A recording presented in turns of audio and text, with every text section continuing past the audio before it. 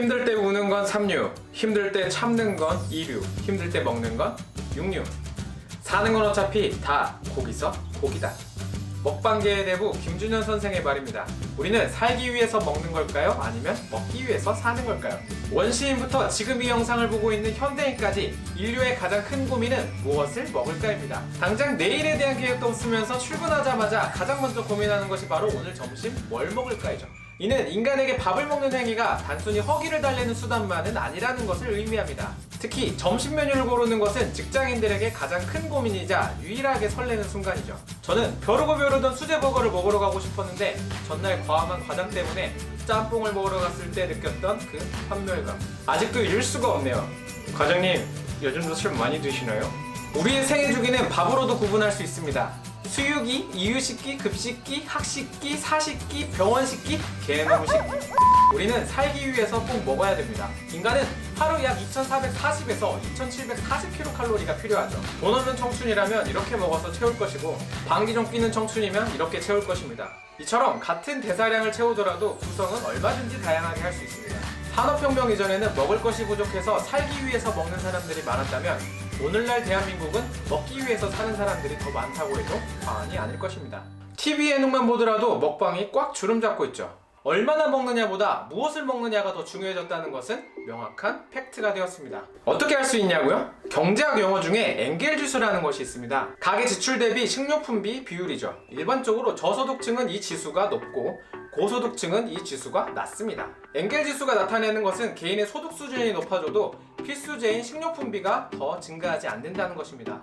이는 단순히 살기 위해서 먹는다 해서 먹고 살만하니 다른 곳에 더 많은 돈을 쓴다는 의미가 됩니다. 한국은 평균 13%로 상류층에 속하는데 한국인의 생활비를 좀 더 자세히 살펴보도록 하겠습니다. 2015년 서울 거주 가구 한 달 식료품비는 약 71만 원이고 전체 생활비의 23%입니다.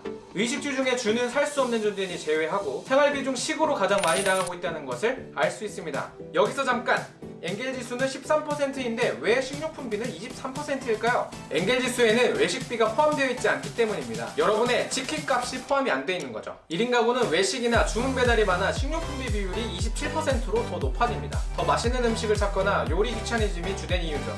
식사를 단순히 먹는 것에 집중하기보다는 미식, 편안함을 찾는 것으로 볼 수 있습니다. 매슬로의 욕구 단계는 인간의 욕구를 5단계로 나눈 이론입니다. 그중 생물학적 욕구는 가장 낮은 1단계의 욕구죠. 허기를 면하고 생명을 유지하려는 욕구로서 기본적으로 의식주와 관련된 욕구입니다. 참고로 1944년 참가자들에게 6개월 동안 칼로리를 절반으로 줄인 실험이 있었습니다. 어떻게 되었을까요? 헐크가 되었습니다. 헝그리는 앵그리죠. 음식에 굉장히 집착하고 예민해지며 더 쉽게 짜증을 내고 우울하며 냉담해지고 피로감을 느꼈습니다. 한마디로 음식이 세상 모든 것의 중심이었고 모든 관심사는 음식뿐이었으며 나머지는 아웃 오브 안중이 되었습니다. 그렇다면 맛있고 건강에도 좋고 보기에도 좋은 음식을 먹고 싶은 욕구는 매슬로우의 욕구 단계 중 어느 단계에 해당할까요? 엄밀하게 분류하자면 1단계 욕구이지만 가장 높은 5단계 자아실현의 욕구로도 볼 수 있습니다.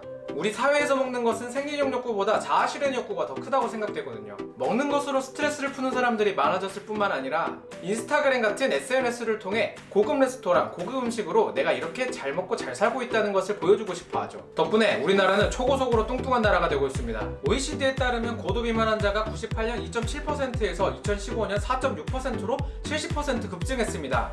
국민 3명 중 1명은 비만이며 비만으로 인한 사회경제적 손실 규모는 2015년 9조 2천억 원에 달할 정도로 심각한 상태입니다. 보건복지부는 비만 때문에 먹방을 규제해야 된다는 의견을 내기도 했습니다. 벤츠의 복근을 봤다면 저런 말 안 했을 텐데 아쉽습니다. 어쨌거나 우리가 살기 위해서 먹는 시대가 아니라 먹기 위해서 사는 시대에 살고 있다는 것은 굉장히 큰 행운입니다.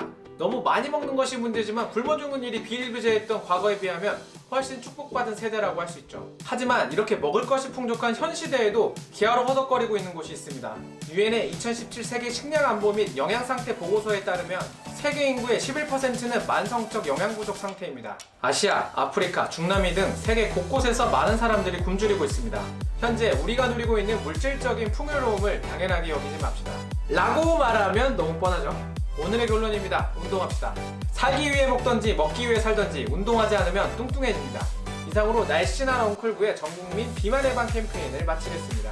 당신은 살기 위해서 먹나요? 먹기 위해서 사나요?